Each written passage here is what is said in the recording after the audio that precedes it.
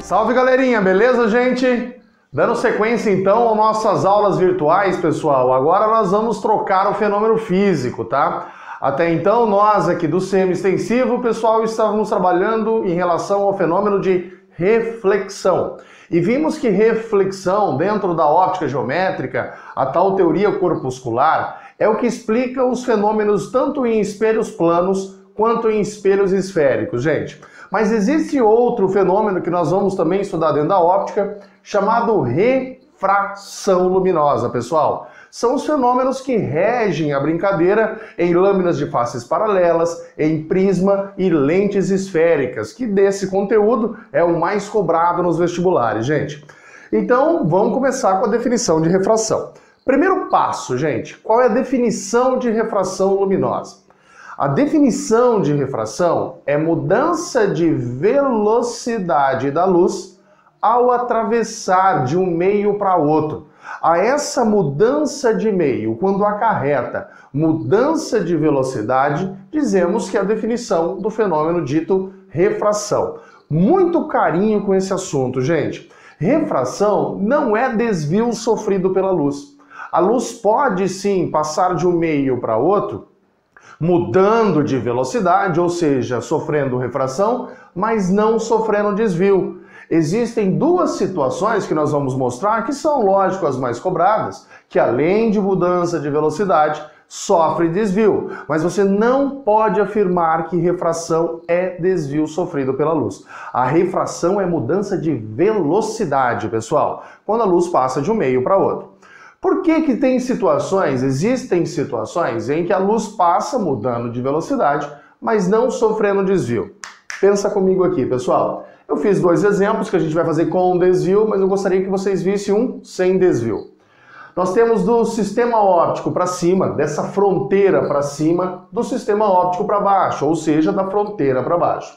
Se você jogar um raio de luz, pessoal, perpendicular a essa fronteira, o raio de luz vai passar perpendicularmente à superfície sem sofrer desvio. Mas, se os meios forem distintos, o meio A do meio B, ele sofre mudança de velocidade.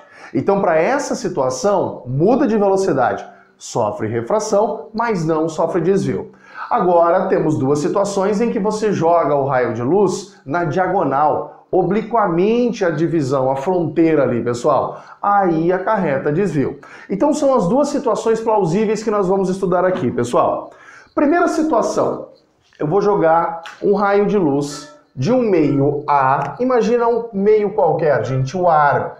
Daqui para cima o ar e daqui para baixo, vamos imaginar água, tá? Então a luz vai passar do ar para a água, jogando obliquamente. Esse raio, assim como lá na reflexão, nós também chamamos ele de raio incidente.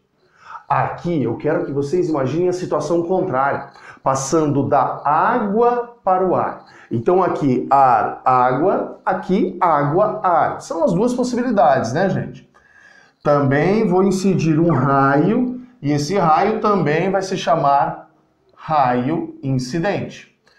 Toda vez que o raio incidente toca na nossa fronteira, pessoal, assim como em reflexão, nós temos que imaginar uma linha perpendicular a essa fronteira. Nós temos que imaginar a reta normal. Então, gente, ó, imagina que quando o raio toca, bem no ponto onde o raio toca a fronteira, nós imaginamos essa reta assim como em reflexão, a tal reta normal, pessoal. Então, nas duas situações aqui, a reta normal sempre perpendicular à nossa superfície, tá, gente? A reta normal sempre formando, ó, 90 graus com a superfície. Para essas duas situações, acontece, gente, um desvio. Essa situação é quando você joga o raio obliquamente, como fez no desenho aqui. Esse desvio pode vir a ser, pessoal, um desvio se aproximando da reta normal. Ó, o raio de luz deveria seguir o caminho em linha reta, né? Nessa linha tracejada. Porém, acontece isso aqui, gente, ó. Ele se aproxima da reta normal. Esse raio nós chamamos de raio refratado. Mas também pode acontecer essa outra situação. Ao invés do raio vir em linha reta, como eu fiz no tracejado, esse raio de luz sofrer um desvio, se afastando da reta normal. O raio RR, que agora é raio refratado, pessoal, ele se afasta daquela situação e se afasta para essa. Mas quando que acontece esse caso ou quando acontece aquele caso?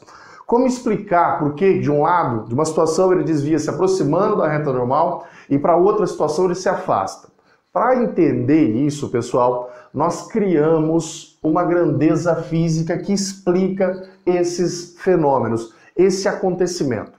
Nós definimos o tal chamado índice de refração absoluto, que é uma propriedade, uma característica de cada um dos meios.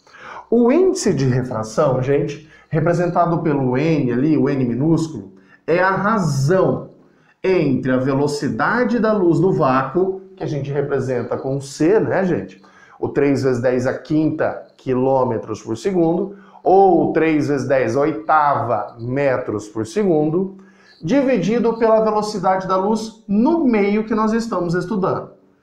Essa grandeza física, pessoal, que nós inventamos, vai explicar quando que a luz se afasta ou quando a luz se aproxima. Vamos colocar aqui o C, velocidade da luz no vácuo, né, gente? Onde ela é mais rápida, velocidade da luz no vácuo, que é uma constante, 3 vezes 10 a oitava, e o V vai ser a velocidade da luz em cada um dos meios, ou seja, a velocidade da luz no meio estudado. No meio estudado, ou no meio considerado. E olha como vai ser. Se isso é uma característica do meio, eu não dei o exemplo aqui, pessoal, ar, água, e aqui o inverso, água, ar. Cada um desses meios possui o seu índice de refração. Então, olha o que eu vou colocar aqui. O meio A tem um índice de refração NA, que é a comparação da velocidade da luz no vácuo com a velocidade da luz no meio A. Assim como o meio B também possui um índice de refração. O índice de refração do meio B vai ser a velocidade da luz no vácuo pela velocidade da luz no meio B. Cada meio tem o seu respectivo índice de refração. Aqui, NA igual a C sobre VA, e aqui NB, índice de refração do meio B, velocidade da luz no vácuo pela velocidade da luz no meio B. Antes de fazer a definição por que se afasta, por que se aproxima, vamos prestar atenção no N. Direto esse índice de refração aparece as suas propriedades, as suas dependências, pessoal. Primeiro passo é ver que o índice de refração é a razão entre duas grandezas de mesma espécie, velocidade por velocidade. E isso acarreta que o índice de refração é adimensional. Então o índice de refração não tem unidade de medida. Adimensional. Pessoal, o índice de refração é a razão entre duas grandezas iguais, grandezas de mesma espécie, por isso não tem unidade de medida. Outra análise muito importante, pessoal. Reparem que a luz é muito mais rápida no vácuo do que em qualquer outro meio. O numerador aqui sempre é maior que o V aqui de baixo. Isso quer dizer que o N sempre vai admitir valores maiores que 1. Com exceção de uma adaptação, uma consideração que nós da física fazemos. Nós admitimos, pessoal, que a velocidade da luz no ar é aproximadamente a velocidade da luz no vácuo. Então esse N sempre é maior ou igual a 1. Só admite o N igual a 1, pessoal, para o ar. O índice de refração do meio ar vale 1. É o menor valor possível. O restante, os outros meios, todos possuem um índice de refração maiores que 1,2, 1,7, 2,3, 2,4, sempre maiores, pessoal. Outra coisa é a dependência desse índice de refração, gente. O índice de refração é uma característica do meio e é inversamente proporcional à velocidade. Então nós vamos fazer algumas relações aqui de índice de refração, de velocidade, de densidade, temperatura, comprimento de onda, pessoal. Vamos fazer uma relação entre essas grandezas? Aumentando o N, o que acontece com as outras? Diminuindo o índice de refração, o que acontece com as outras? E uma importante, o desvio sofrido pela luz. O desvio. Então nós vamos fazer uma relação entre isso aí, pessoal. É fácil, eu vou começar aumentando o N, fazendo tudo em vermelho.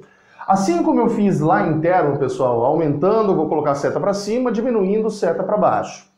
Se nós aumentarmos o índice de refração, quanto maior for o índice de refração, menor vai ser a velocidade da luz no meio, pessoal. Essa é a mais importante de todas as relações. Índice de refração e velocidade são grandezas inversamente proporcionais. Já D de densidade é diretamente proporcional, ao índice de refração. Quanto mais denso for o meio, maior é o seu índice de refração. Porque densidade e velocidade são inversamente proporcionais, né, gente? Ó. Então, quanto maior a densidade do meio, menor a velocidade da luz nele, maior o índice de refração. E T maiúsculo de temperatura, gente. Densidade e temperatura são grandezas inversamente proporcionais. Lembra que o ar frio é mais denso, por isso que ele desce, pessoal? Então, se é muito denso, é porque a temperatura do meio é baixa. Você pode baixar, não que esteja sempre uma quente e uma quente e uma fria, mas se você diminuir a temperatura desse meio, o índice de refração também aumenta. Velocidade e comprimento de onda são diretamente proporcionais. Então, se diminuir a velocidade, diminui o comprimento de onda. E o desvio, pessoal? O desvio, que é essa situação, né? Quanto mais o desvio, pode desviar mais para cá, quanto mais próximo ainda ou mais longe ainda da reta normal, é de maneira diretamente proporcional. Quanto maior o índice de refração, menor a velocidade, maior é o desvio. Todas essas relações, pessoal, eu fiz admitindo que o índice de refração fosse aumentado do meio. Se eu tivesse diminuído o índice de refração, ao invés de seta para cima, eu tivesse colocado seta para baixo, velocidade ia aumentar, densidade ia diminuir, temperatura ia aumentar, comprimento de onda ia aumentar e o desvio ia diminuir. Então eu fiz a partir dessa explicação. O índice de refração tem dependências dessas outras grandezas físicas, gente. É comum se utilizar de um valor, em uma comparação entre meios, o que nós chamamos de índice de refração relativo, gente. O que seria o índice de refração relativo? Nada mais, nada menos do que a comparação entre dois meios. Aqui eu coloquei índice de refração do meio A em relação ao meio B ou do meio B em relação ao meio A. Quando nós fazemos essa comparação, vamos começar com NA em relação ao meio B, essa situação. Toda vez o cara que está primeiro aqui, o cara que vem primeiro aqui, ele vai no numerador. Então o índice de refração do meio A em relação ao meio B é o NA, índice de refração do meio A, dividido pelo NB, que é o índice de refração do meio B. Se eu tivesse pego o exercício fornecido ao contrário, o índice de refração do meio B em relação ao meio A, gente, seria o índice de refração do meio B em cima pelo índice de refração do meio A embaixo. Muita atenção aqui. O índice de refração relativo, esse sim pode assumir valores menores que 1, hein, gente? O índice de refração relativo pode sim admitir valor 0,8, 0,7, 0,5, 0,6. Tranquilo? E agora a gente vem e explica quando acontece essa situação ou quando acontece aquela. Isso aqui é decoreba, gente. E infelizmente tem que decorar. Quando acontece do raio aproximar-se da reta normal? Toda vez que o índice de refração do meio A, ou seja, essa razão aqui do meio A, for um valor menor que o índice de refração do meio B, esse valor, essa razão aqui de baixo. A gente se utiliza de um termo chamado refringência, tá, pessoal? E dizemos assim, o índice de refração do meio A é menos refringente que o meio B. Para essa situação, o raio de luz se aproxima da normal. Caso contrário, se o índice de refração do meio A for mais refringente que o meio B, o raio de luz se afasta da normal. Gente, é muito importante esse decoreba. Do menos refringente para o mais, aproxima da reta normal. Do mais refringente para o menos, o raio de luz se afasta da normal. E com isso nós colocamos as leis da refração, pessoal. A primeira lei da refração vai ser relacionada, muito parecida com a lei de reflexão. Lembra? O raio incidente, a reta normal e o raio refletido eram coplanares? Aqui é muito parecido. O raio incidente, a reta normal. Só que agora o raio refratado são coplanares. Ou seja, eles estão contidos em um mesmo plano. A primeira lei de reflexão se parece muito com a primeira lei de refração. A segunda lei muda um pouco.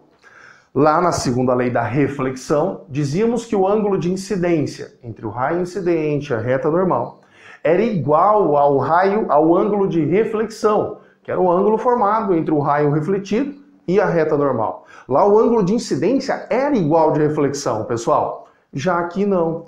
Reparem que esses ângulos são distintos, ó. Aqui nós temos o ângulo de incidência, também chamamos de I. O ângulo de refração, pessoal, ó, entre o raio e a normal, R. Esses ângulos não são iguais, reparem. O ângulo de incidência, I, não é igual ao ângulo de refração, R. E como relacionarmos esses ângulos, pessoal? Com a segunda lei da refração, chamada lei de Snell-Descartes. Segunda lei, que é o que difere, né? Lei de Snell-Descartes, pessoal. Snell-Descartes. Que relaciona os índices de refração com os ângulos. NA vezes o seno do ângulo de incidência igual ao NB, índice de refração do meio B, seno do ângulo R, pessoal. Essa, então, é a diferença crucial entre a primeira e a segunda lei de reflexão com a primeira e a segunda lei de refração. Gente, nós fechamos essa aula aqui. Dando sequência, então, vamos aplicar essa lei de Snell-Descartes em alguns sistemas ópticos, tá? Até daqui a pouco, gente. Até mais!